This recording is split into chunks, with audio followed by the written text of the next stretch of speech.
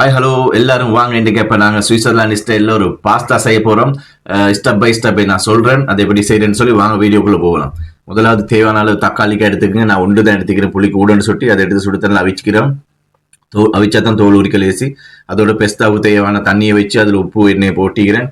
தேவையான இஞ்சி வெள்ளை போடு பச்சை கொச்சிக்காய் வெட்டி வச்சுக்கிறேன். சின்னதாக பாருங்க பார்த்தீங்க, கோலிஃப்ளவர் எடுத்துக்கிறேன். கோலிஃப்ளவர் எடுத்து கேரட், கஜு, லீக்ஸ் அரைஞ்சி வச்சிருக்கிறேன்.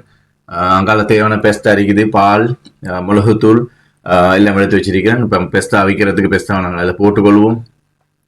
கட்டாயம் இது அவிக்கிற நேரம் உப்பும் தேங்காயும் போட்டுக்கோம். தேங்காய் போட்டால் தான் அந்த ஒட்டாமல் நல்லா அழகாக அவிஞ்சு வரும். நீங்கள் பார்க்கலும் அதோட தக்காளிக்காக அங்கால அவியுது. அவிக்கிற என்னன்னு சொன்னால் அதை தோல் உரிச்சு எடுக்கணும், மசிக்கிறதுக்கு இந்த அரைச்சி கொள்றதுக்கு மாதிரி. அதை அகப்பையெல்லாம் நாங்கள் இதாக்கணும். பாருங்கள், இப்போ நல்லா தக்காளிக்காய் வெந்துருச்சு. வெந்து அப்படியே பாருங்கள் தோல் உரிக்கிற அளவுக்கு வெடிச்சு வந்திக்குது. நான் உண்டு எடுத்துக்கிறேன், புளி கூட சுட்டி அதில் பெஸ்தாவும் வெந்து வருது. பார்த்தீங்களா, இப்போ தக்காளிக்காய் நான் உரிச்சு கொள்கிறேன், முட்டை உரிக்கிற மாதிரி. அதை கட்டாயம்படி அவிச்சு தான் உரிச்சு கொள்ளணும். தக்காளிக்காய் தோலை உரிச்சு தோலை எடுத்து வீசிடணும். நீங்கள் உண்டு ரெண்டு தேவையான மாதிரி எடுத்துக்கோங்க. புளிக்கு நான் புளி கூட தின்றில் சுட்டி ஒன்று தான் போட்டிக்கிறேன். இது வந்து வேறு ஸ்டைலில் இருக்கும், நல்லா இருக்கும். பாருங்கள், ஃபேனை சூடாக்கி அதுக்கு தேவையான கொஞ்சம் எண்ணெய் ஊற்றிக்கொள்வோம். எண்ணெய் ஊற்றிட்டு அதில் வெட்டி வச்ச இஞ்சி வெள்ளை போடு அதெல்லாம் சின்னதாக அரைஞ்சி வச்சதெல்லாம் போட்டுக்கொள்ளுமா. இல்லை வேற ஒன்றும் போட வேணாம். அதை தேவையான கொஞ்சம் உங்களுக்கு கருவேப்பிலை போட்டுக்கலாம் வாசத்துக்கு. அதோட வெங்காயத்தை போடும், வெங்காயத்தை போட்டு வதக்குவோம். வதக்குற எந்த சாமான் வதக்குற நேரம் கட்டாயம் கொஞ்சம் உப்பு போடுங்க. தேவையானாலும் உப்பு போட்டால் பாருங்கள் நல்லா அழகாக டக்குன்னு வதங்கி வரும். அப்படி வதங்கி வர நேரத்தில் பார்த்துங்க, இடைக்கிட்ட கொஞ்சம் நல்லா கிண்டி கொள்ளும். அடுப்பை குறைச்சி வச்சுட்டு கணக்கா அதுக்கு பிறகு தேவையான அந்த அந்த தேவை தக்காளிக்காய் போடும். தக்காளிக்காய் போட்டு தக்காளிக்காய் நல்லா வெந்த தக்காளிக்காவை அகப்பையால மரப்பக்கத்தால் நல்லா கடைஞ்சி விடுவோம். அப்படி மசைச்சு விடுவோம்னு சொல்லுவாங்க இல்லையா. அப்படி நல்லா தக்காளிக்காவை அப்படி சேர்க்கணும். இப்படி சேர்த்தா தான் அந்த டேஸ்ட் வந்து வித்தியாசமாக வரும். நீங்கள் பாருங்கள், தக்காளிக்காய் நல்லா சேர்த்திக்கிறேன்னா இல்லை அகப்பையாலே நல்லா இடைக்கிட கிண்டி விடணும்.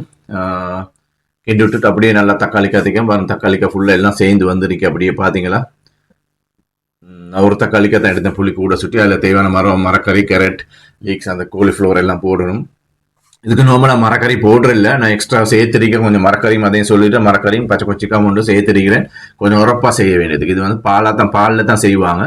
வெறும் தக்காளிக்காவும் இதையும் போட்டு தான் செய்வாங்க. கொஞ்சம் வெங்காயம் வெள்ளை பொடி இஞ்சி போட்டு. அப்போ அந்த பார்த்தீங்கன்னா அந்த மரக்கறி வதங்கிருச்சு. நான் இதில் கொஞ்சம் வேறு எடுத்து வச்சிருக்கிறேன்.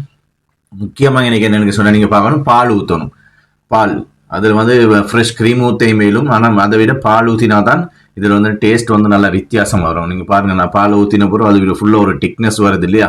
அதனால இடைக்கிட கிண்டிக்கோங்க. அப்புறம் டேஸ்ட்டையும் பார்த்துங்க, உப்பெல்லாம் பார்த்து இந்த இடத்துல தேவையானது கொஞ்சம் உரப்பு தேவைன்னு சொன்னால் மறக்காமல் மிளகுத்தூள் மட்டும் போடுங்க. பெப்பர் பவுடரா கொச்சுக்காத்தூள் போட வேணாம். போட்டோன்னு சொன்னால் அதில் கலர் மாறிடும். அது உங்களுடைய ஸ்டைலுக்கு செய்கிறேன்னு சொன்னால் நீங்கள் அப்படி மாற்றிக்கோங்க, பிரச்சனை இல்லை. அப்படியே கொஞ்சம் நல்லா திக்னஸாக வரப்போல நாங்கள் இதில் தான் இப்போ நாங்கள் வச்ச பெஸ்தாவை சேர்க்க போகிறோம். இது வந்து கொஞ்சம் கொதிச்சு வந்துட்டு அதுக்கப்புறம் ஒரு முட்டை ஒன்று உடச்சு ஊற்றுறோம். 1 சரி 2 சரி உங்களோட தேவைக்கு மாதிரி உங்களோட டேஸ்ட்டுக்கு நீங்கள் கூடையும் ஊட்டிக்கலாம், பிரச்சனை இல்லை. ஆனால் மிச்சம் வந்து ஒம்லெட் மாதிரி வந்துடப்படா கொஞ்சம் க்ரீமி ஆகிக்கணுமே. அப்போ பார்த்துங்க, கொஞ்சம் அப்படியே நல்ல கஜுவெல்லாம் போட சுட்டி அப்படியே நல்லா கஜுவை வேணும். நீங்கள் அரைச்சி போடையும் மேலும் ஃப்ரெஷ்ஷாக போடையும் மேலும். நான் ஃப்ரெஷ்ஷாக போட்டிருக்கிறேன், கொஞ்சம் கடிப்பட்டுற மாதிரி. இப்போ இல்லை நாங்கள் பெஸ்தாவை சேர்க்குறோம். பாருங்கள், தேவையான அளவு பெஸ்தாவை சேர்த்துக்கொள்ளணும். இப்படி வித்தியாசமாக சாப்பாடு செஞ்சீங்கன்னு சொன்னால் வீட்டில் பிள்ளைகளுக்கும் சாப்பிட்றதுக்கு நல்லா அழகாக க்ரீம் நல்லா டேஸ்ட்டாக இருக்கும். பார்க்குறதுக்கு பார்வையாக உரப்பும் இல்லாமல் சும்மா நல்லா டேஸ்ட்டாக இருக்கும். இங்கே வந்து சுவிட்சர்லாண்டில் இப்படி தான் இது செய்வாங்க. வந்து நீங்கள் பார்க்கறது நார்மலாக வந்து தக்காளிக்காவும் இஞ்சி வெள்ளை போட்டு பச்சை கொச்சிக்காய் மட்டும் போட்டு கொஞ்சம் மிளகுத்தூள் போட்டு அதில் பால் ஊற்றி தான் செய்வாங்க. நான் கொஞ்சம் மரக்கறியும் சேர்த்துருக்கேன், கொஞ்சம் வித்தியாசமாக. இப்படி கொஞ்சம் அழகாக க்ரீமியாக வந்துருச்சு தானே. பாருங்க, அதோட நான் வந்து எடுத்து வச்ச உரப்பு மரக்கறி வேறையாக வதக்கி அதையும் அதில் சேர்த்துக்கொள்கிறேன். நான் அதையும் எல்லாத்தையும் நல்லா மிக்ஸ் பண்ணுவோமா. இதை நல்லா மிக்ஸ் பண்ணணும்னு பார்த்தீங்கன்னு சொன்னால் பார்க்குறதுக்கு ஒரு லுக் அழகாக சும்மா அழகாக வித்தியாசமான ஒரு பெஸ்தா வந்தீங்க இல்லையா. வீட்லேயும் இதையும் ட்ரை பண்ணுங்கள். கட்டாயம் ட்ரை பண்ணி பார்த்துட்டு எப்படி இருந்துச்சுன்னு சொல்லி கட்டாயமாக டேஸ்ட்டை சொல்லுங்கள். பாருங்கள், பார்க்குறதுக்கு சும்மா அம்மியாக ஃப்ரெஷ்ஷாக சூப்பராக அம்மியா இல்லையா. அப்போ நாங்கள் ஒரு பிளேட்டில் அதை சேவ் பண்ணிக்கொள்வோம். பிளேட்டில் சேவ் பண்ணிவிட்டு அதில் டேஸ்ட்டை பார்ப்போம் இல்லையா. சுட சுட எப்படி இருக்குது வித்தியாசமாக.